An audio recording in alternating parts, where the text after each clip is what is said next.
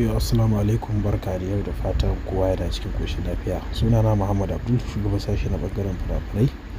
Yau dai na kawo muku wani fim wanda sunansa Jajirtattu. Wato fim ne wanda zan yi muku bayani akan abin da ya shafi harkar ɗan sanda. Kuma ni kaina na kalle shi, na kalle shi to sai dai ban iya kallonsa ba. Amma dai fim ne gaskiya wanda yake da matuƙar masifar kyau sosai. Hallo ga wayanda ma suke son harkar irin ɗan sanda da sauransu. To gaskiya fim ne wanda aka yi amfani da hikima da dai sauransu. Ga wayanda suke da buƙatar wannan fim za ku iya min magana ta kan WhatsApp wadda ita ce number na, domin ku ji yanayin yadda tsare-tsare suke ta yadda za ku iya mallakar wannan fim. Hallo kuma har yanzu group namu na VIP a buɗe yake ga wayanda suke da sha'awar shiga group namu na VIP.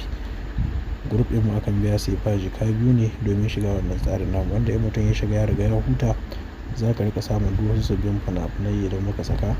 Haka zalika mutanen Najeriya ku kanku za ku iya mana magana ta yadda za ku iya shiga wannan tsarin namu.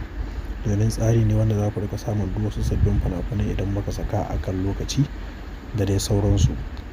Wannan fim gaskiya zan ba ku shawara ga wayanda suke da buƙata ta za ku iya min magana domin ku samu wannan fim cikin sauƙi da sauransu. Sunana dai kamar yadda kuka sani Muhammad Abdul, shugaban sashe na ɓangaren fina-finai na reshen Indiya Hausa.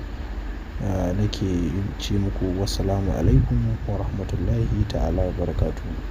Sai kun zo.